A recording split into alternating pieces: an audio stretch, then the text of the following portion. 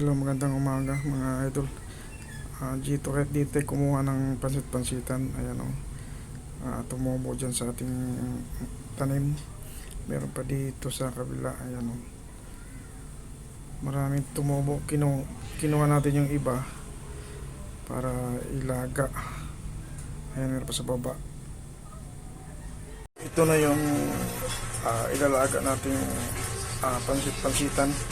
Kinuha natin doon sa ating vertical garden na tumubo.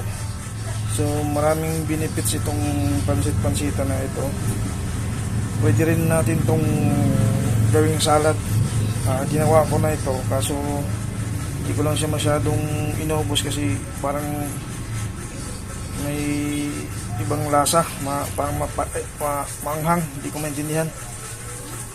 And so ilalagan natin to kasi parang mataas yung uric acid natin.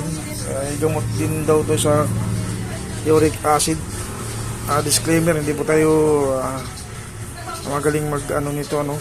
Makikita lang natin to na pwede to sa uric acid tsaka ibang pang mga sakit. Hindi ko lang alam kung yung mga ibang sakit, basta yung aking nito is uric acid kasi mataas yung ating uric acid. So ilalaga natin to. Ayan na guys, umulo na.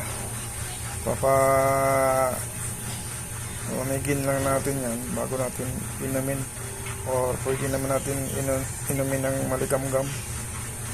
Ayan. So yan na. Pwede nga natin yan haluan ng pritong isda eh. Pwede kasi halo to sa sinabawang isda. Hello, ito na yung nilagang pansit-pansitan. Tingnan natin.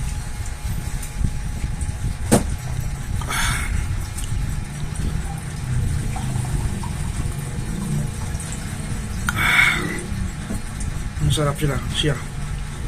Parang manamis-tamis.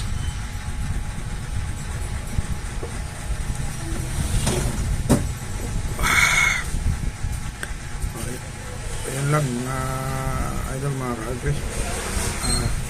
Ininom na natin yung nilaga nating pansit-pansitan, gamot sa uric acid.